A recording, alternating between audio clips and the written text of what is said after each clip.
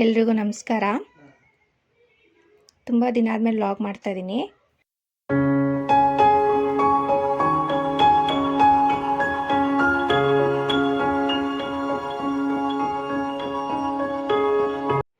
Pepper chicken ಮಾಡ್ತಾಯಿದ್ದೀನಿ. Pepper ಚಿಕನ್ಗೆ ಏನೇನು ಬೇಕು ಅಂತ ನೋಡೋಣ. ನಾನಿಲ್ಲಿ ಶುಂಠಿ ಬೆಳ್ಳುಳ್ಳಿ ಪೇಸ್ಟ್ ತೊಗೊಂಡಿದ್ದೀನಿ, 1 ಟೇಬಲ್ ಸ್ಪೂನ್ ಅಷ್ಟಿದೆ. ಒಂದು 5-6 ಹಸಿಮೆಣಸಿಕಾಯಿ, ಒಂದು 3 ಮೀಡಿಯಮ್ ಸೈಜು ಈರುಳ್ಳಿ, ಸ್ವಲ್ಪ ಕೊತ್ತಂಬರಿ ಸೊಪ್ಪು, ಮೆಣಸು ಪೌಡರು, 1 kg ಚಿಕನ್ ತೊಗೊಂಡಿದ್ದೀನಿ. ಸ್ಕಿನ್ ಔಟು ವಾಶ್ ಮಾಡಿ ಇಟ್ಕೊಂಡಿದ್ದೀನಿ. ಇವಾಗ ಪಾತ್ರೆ ಇಟ್ಕೊಂಡಿದ್ದೀನಿ. ಒಂದು 2 ಟೇಬಲ್ ಸ್ಪೂನಷ್ಟು ಎಣ್ಣೆ ಹಾಕೋಣ.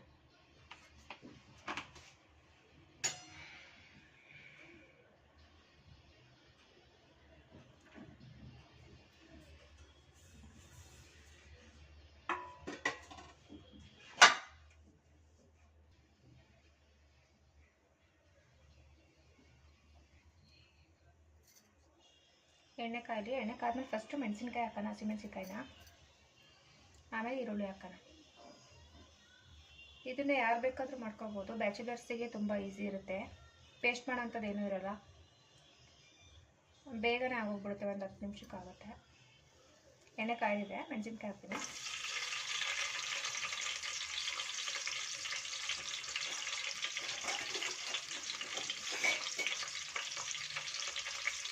ಸ್ವಲ್ಪ ಫ್ರೈ ಆಗಲಿ ಚೆನ್ನಾಗಿ ಮೆಣಸಿನ್ಕಾಯಿ.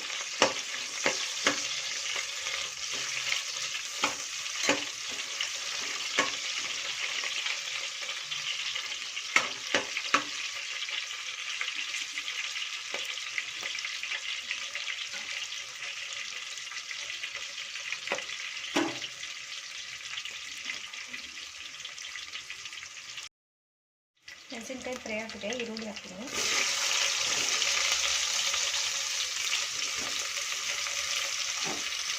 ಚೆನ್ನಾಗಿ ಫ್ರೈ ಮಾಡೋಣ. ಫ್ರೈ ಮಾಡ್ಕೋಬೇಕು ಚೆನ್ನಾಗಿ.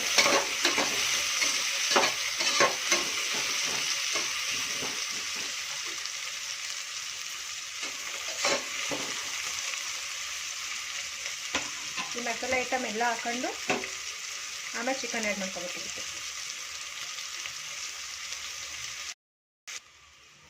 ಈರುಳ್ಳಿ ಫ್ರೈ ಆಗುತ್ತೆ. ಇವಾಗ ಶುಂಠಿ ಬೆಳ್ಳುಳ್ಳಿ ಪೇಸ್ಟ್ ಸೇರಿಸ್ತಾನೆ. ಶುಂಠಿ ಬೆಳ್ಳುಳ್ಳಿ ಪೇಸ್ಟ್ ಎಲ್ಲ ಹಾಕಿ ಚೆನ್ನಾಗಿ ಫ್ರೈ ಮಾಡಿ ಸ್ಮೆಲ್ ಹೋಗ್ಬೇಕು. ಹಸಿ ಸ್ಮೆಲ್.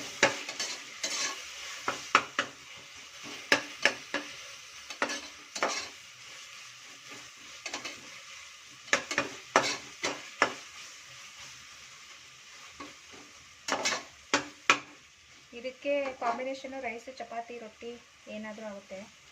ನಾನು ರೊಟ್ಟಿ ಮಾಡ್ತೀನಿ ಇವಾಗ.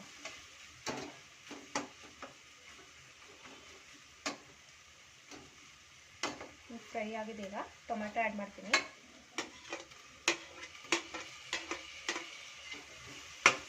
ಟೊಮೆಟೊ ಒಂದಷ್ಟೇ ತೊಗೊಂಡಿದ್ದೀನಿ.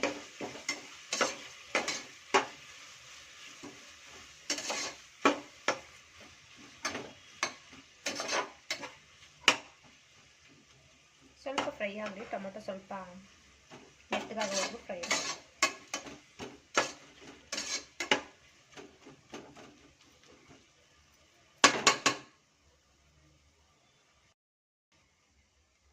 ಟೊಮೆಟೊ ಎಲ್ಲ ಚೆನ್ನಾಗಿ ಫ್ರೈ ಆಗಿದೆ.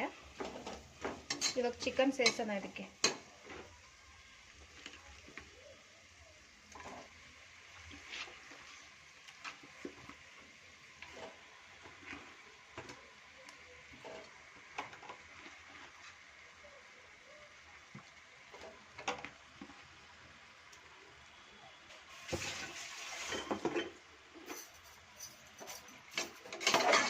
ಚೆನ್ನಾಗಿ ಮಿಕ್ಸ್ ಮಾಡಿ ಚೆನ್ನಾಗಿ ಬೇಯಿಸ್ಬೇಕು. ಚಿಕನ್ ಚೆನ್ನಾಗಿ ನೀರು ಬಿಟ್ಟು ಇದಾಗ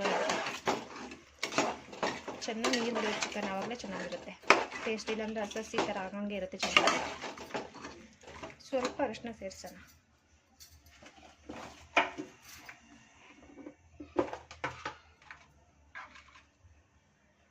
ಸ್ವಲ್ಪ ಅರಿಶಿನ, 1/4 ಟೀ ಸ್ಪೂನ್ ಅಷ್ಟು.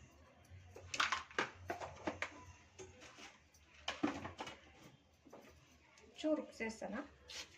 ಎಷ್ಟು ಬೇಕು ರುಚಿಗೆ ಅಷ್ಟು ಉಪ್ಪು ನೋಡ್ಕೊಂಡು ಸೇರಿಸಿ. ನಾನು ಇವಾಗಲೇ ಸೇರಿಸ್ತೀನಿ, ನೆಕ್ಸ್ಟ್ ಬೇಕಂದ್ರೆ ಆಮೇಲೆ ಹಾಕ್ಕೋಬೋದು. ಚೆನ್ನಾಗಿ ಮಿಕ್ಸ್ ಮಾಡಿ ಒಂದು 10 ನಿಮಿಷ ಬೇಯಿಸೋಣ. ಆಮೇಲೆ ಚೆನ್ನಾಗಿ ನೀರೆಲ್ಲ ಬಿಡಲಿ.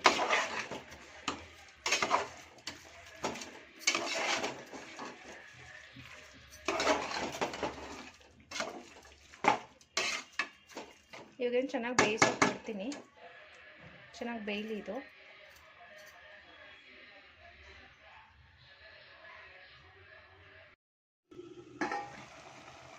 ನೀರು ಬಿಡ್ತಾ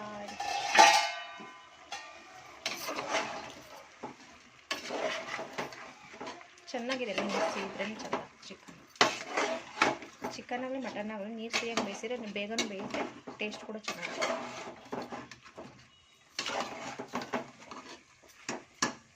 ಒಂಚೂರು ಬೇಯಬೇಕು.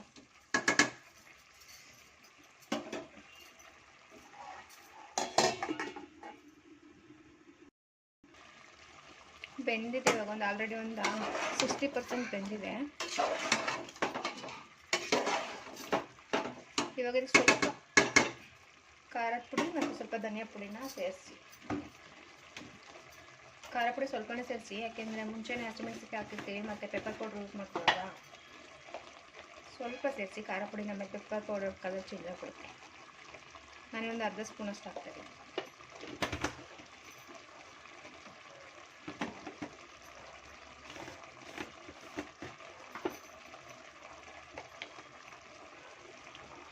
ಒಂದು ಸ್ಪೂನು, ಒಂದೂವರೆ 2 ಸ್ಪೂನು ಧನಿಯಾ. ಆಮೇಲೆ ನಮ್ಮ ಕ್ವಾಂಟಿಟಿ ಎಷ್ಟಿರುತ್ತೆ ಅಷ್ಟು ನೋಡ್ಕೊಂಡು ಸೇರಿಸ್ಬೇಕು. ಸ್ವಲ್ಪ ರಸಿ ಸ್ಮೆಲ್ ಹೋಗೋದು ಸ್ವಲ್ಪ ಬೇಯಿಸ್ಬೇಕು.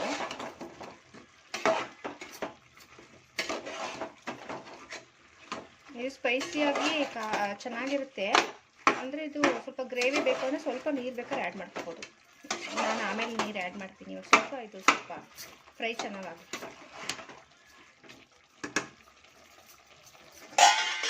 ಒಂದು ನಿಮಿಷ ಹಂಗೆ ಮುಚ್ಚಿದೆ. ನಾನಿಲ್ಲಿ ಗ್ರೇವಿಗೋಸ್ಕರ ಒಂದು ಅರ್ಧ ಗ್ಲಾಸಷ್ಟು ನೀರನ್ನ ಸೇರಿಸ್ತೀನಿ. ಗ್ರೇವಿ ಬೇಕು ನನಗೆ, ಅದಕ್ಕೆ. ನೀವು ಗ್ರೇವಿ ಬೇಡ ಅಂತಂದರೆ ಹಂಗೆ ಡ್ರೈ ಕೂಡ ಮಾಡ್ಕೋಬೋದು, ಚೆನ್ನಾಗಿರುತ್ತೆ. ಡ್ರೈ ಚೆನ್ನಾಗಿರುತ್ತೆ ಗ್ರೇವಿಗಿನ್ನ. ನೀರು ಹಾಕಿದ್ಮೇಲೆ ಸ್ವಲ್ಪ ಚೆನ್ನಾಗಿ ಕುದಿಬೇಕು ಅದು, ಇಲ್ಲಾಂತಂದರೆ ಅದು ಟೇಸ್ಟ್ ಹೊರಟೋಗ್ಬಿಡುತ್ತೆ. ಈಗ ಉಪ್ಪು ಸಪ್ಪೆ ಎಲ್ಲ ಕರೆಕ್ಟ್ ಇದೆ ನೋಡ್ಕೋಬೇಕು. ನೋಡ್ಕೊಂಡು ಉಪ್ಪು ಸಪ್ಪೆ ಆಗಿದ್ರೆ ಸೇರಿಸ್ಕೋಬೇಕು. ನೀರು ಹಾಕಿದ್ಮೇಲೆ ಸ್ವಲ್ಪ ಗಟ್ಟಿ ಆಗಬೇಕು, ಹಂಗೆ ಕುದಿಸ್ಬೇಕು ಚೆನ್ನಾಗಿ. ಇವಾಗ ಚೆನ್ನಾಗಾಗಿದೆ. ಟೇಸ್ಟ್ ಕೂಡ ಕರೆಕ್ಟಾಗಿದೆ, ಖಾರನೂ ಇಲ್ಲ ಸಪ್ಪೆನೂ ಇಲ್ಲ. ಇವಾಗ ಸ್ವಲ್ಪ ಕೊತ್ತಂಬರಿ ಸೊಪ್ಪು ಆ್ಯಡ್ ಮಾಡ್ತೀನಿ ಇದಕ್ಕೆ.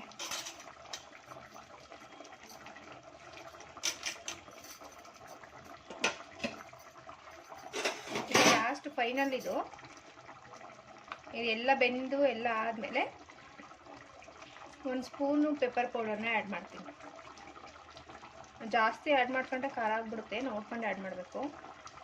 ಖಾರದ ಪುಡಿ ಹಾಕಿದರೆ ಕಲರ್ ಚೇಂಜ್ ಆಗಿಬಿಡುತ್ತೆ ಪೆಪ್ಪರ್ದು. ಖಾರದ ಪುಡಿ ಹಾಕಿಲ್ಲ ಅಂತಂದ್ರೇ ಚೆನ್ನಾಗಿರುತ್ತೆ. ನಾನು ಸ್ವಲ್ಪ ಗ್ರೇವಿ ಬೇಕಲ್ಲ, ಹಂಗಾಗಿ ಖಾರದ ಪುಡಿ ಹಾಕಿದ್ದೀನಿ. ಸ್ವಲ್ಪ ಕಲರ್ ಬಿಟ್ಬಿಡ್ತಿದ್ದು.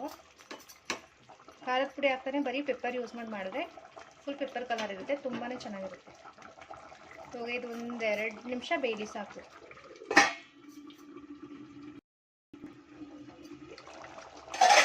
ಆಗಿದೆ, ಇವಾಗ ಬೆಂದಿದೆ ಚಿಕನ್. ಬೆಂದಿದೆ ನೋಡೋಣ.